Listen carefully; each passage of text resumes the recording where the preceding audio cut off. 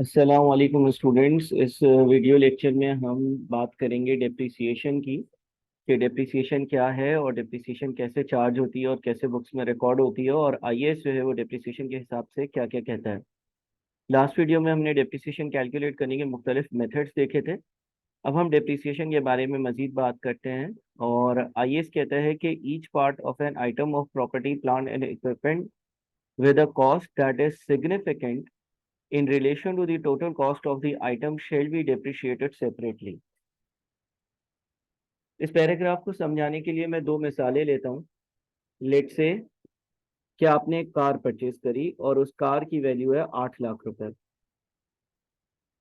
तो आप उसको जो है वो एनुअली यानी कि सालाना बेसिस पर डेप्रिशिएट करोगे, उसकी डेप्रिसिएशन अपने बुक्स में चार्ज करोगे।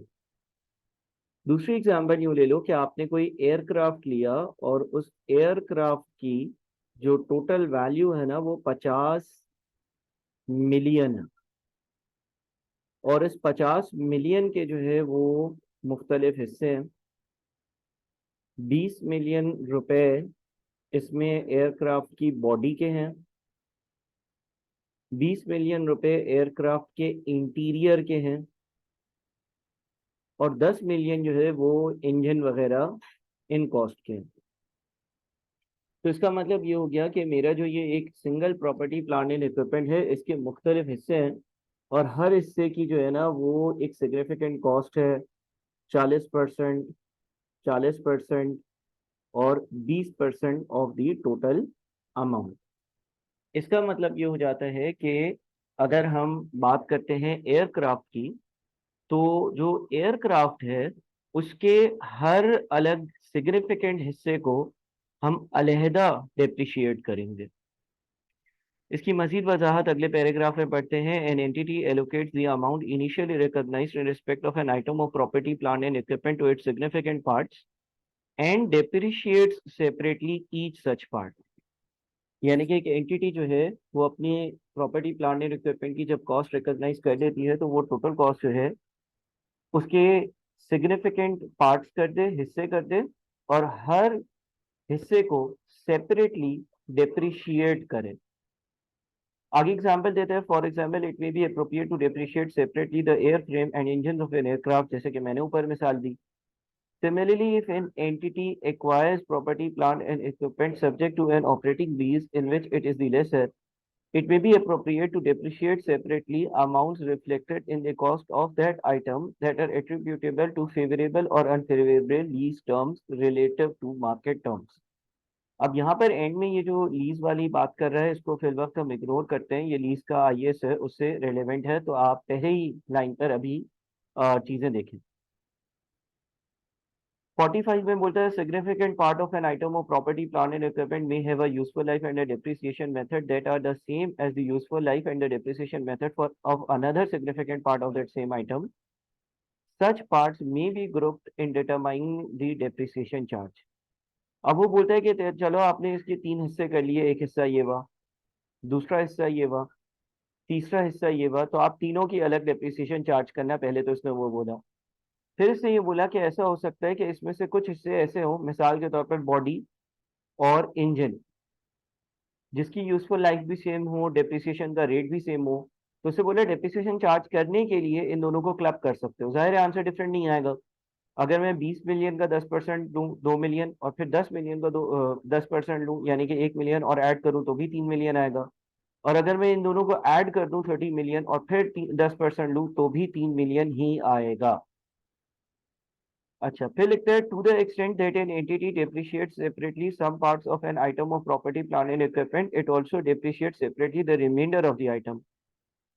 यानी कि उस हद तक जिस हद तक एंटिटी अलग अलग पार्ट्स को अलग अलग डेप्रिशिएट करती है, ये इस एंटिटी को सेपरेटली रिमाइंडर यानी कि बचे हुए पार्ट्स को भी डेप्रिशिएट करना चाहिए। ऑब्वियसली पूरा एसेट डेप्रिशिएट होगा।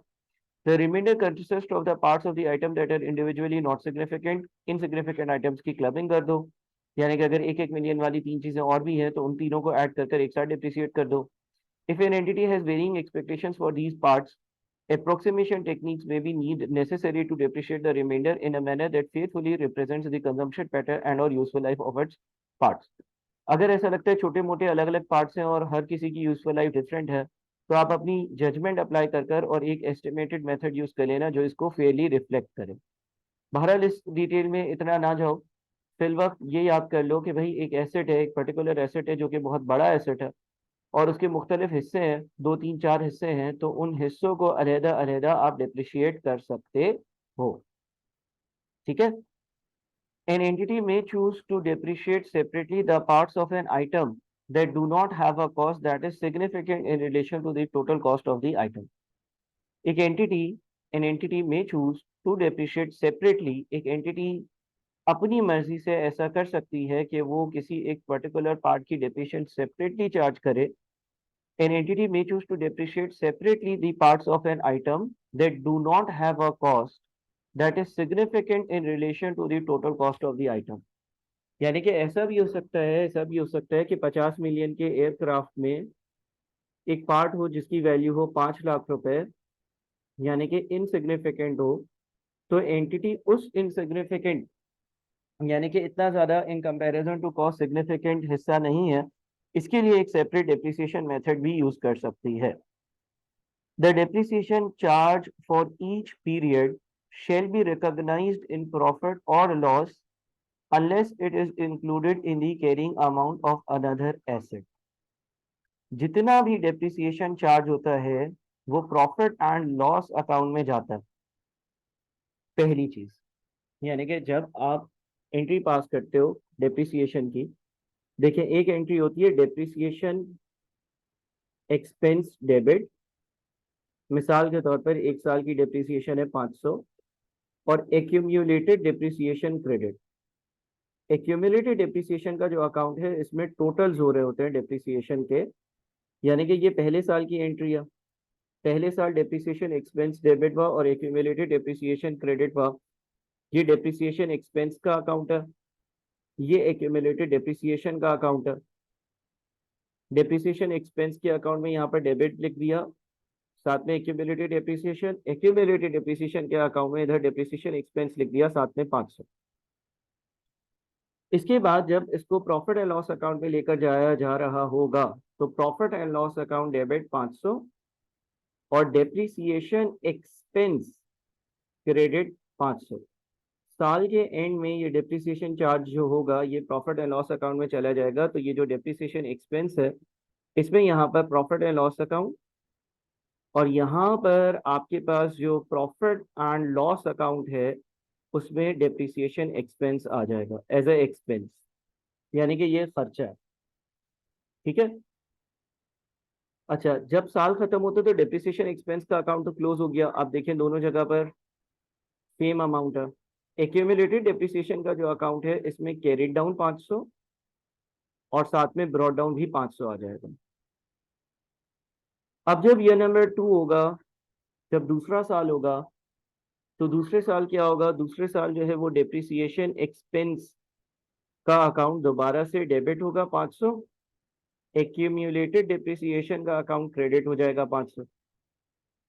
दूसरे साल दोबारा से हमारे पास एक डबल एंट्री पास होगी।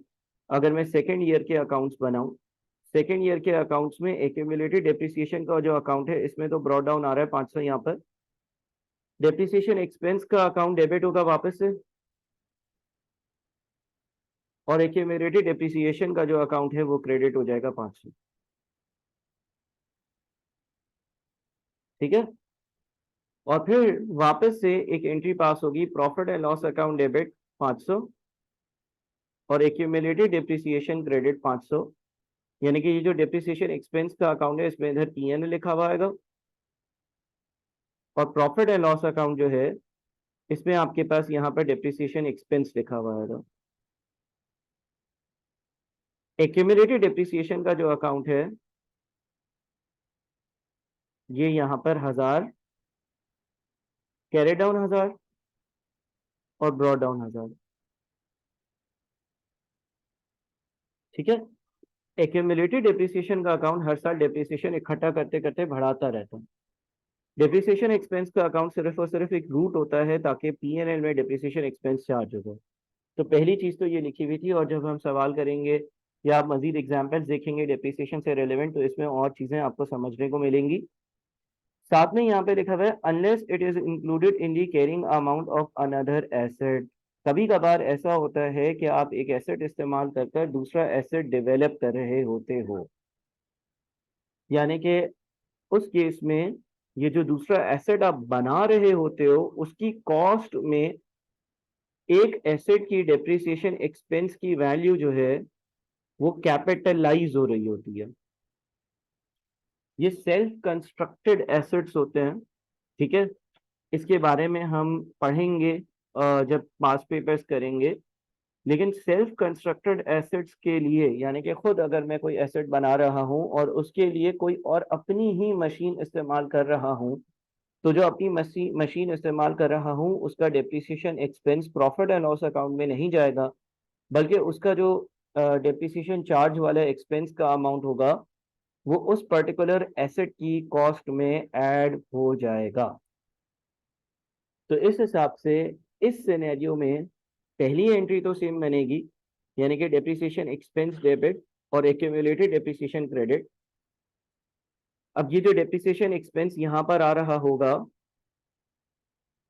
इसको मुझे इस पर्टिकुलर दूसरे एसेट की कॉस्ट में शामिल करना है, तो एंट्री पास होगी नॉन करंट एसेट डेबिट और डेप्रिसिएशन एक्सपेंस क्रेडिट। सिर्फ फर्क इस बात का है कि उसमें प्रॉफिट एंड लॉस अकाउंट नहीं लिखा जाएगा क्योंकि उसको मैं एक्सपेंस आउट नहीं कर रहा बल्कि दूसरे एसेट की कॉस्ट का हिस्सा बना रहा हूं, तो यहां से निकलेगा और उस पर्टिकुलर एसेट के CWIP का एक अकाउंट होता है, आप आगे जाकर पढ़ोगे WIP यानी कि वर्क इन प्रोग्रेस, यानी कि कोई एसेट बन रहा है उसकी कॉस्ट में हम ये 500 की डेप्रिसिएशन एक्सपेंस की वैल्यू भी शामिल कर देंगे और इंक्लूड कर देंगे। यही बातें यहाँ पे पैराग्राफ में भी लिखी हुई होंगी, देख लेते हैं। लिखा हुआ रहा है the depreciation charge for a period is usually recognised in profit और लॉस। डेप्रिसिएशन का जितना भी चार्ज होता है जनरली वो प्रॉफिट एंड लॉस अकाउंट में रिकॉग्नाइज हो जाता है। However, sometimes the future economic benefits embedded in an asset are absorbed in producing other assets। लेकिन कुछ बार एक एसेट के फ्यूचर इकोनॉमिक बेनिफिट्स यानी कि उसकी डेप्रिसिएशन किसी और एसेट को बनाने के लिए, एक एसेट दूसरे एसेट को बनाने के लिए इस्तेमाल किया जा रहा होता है।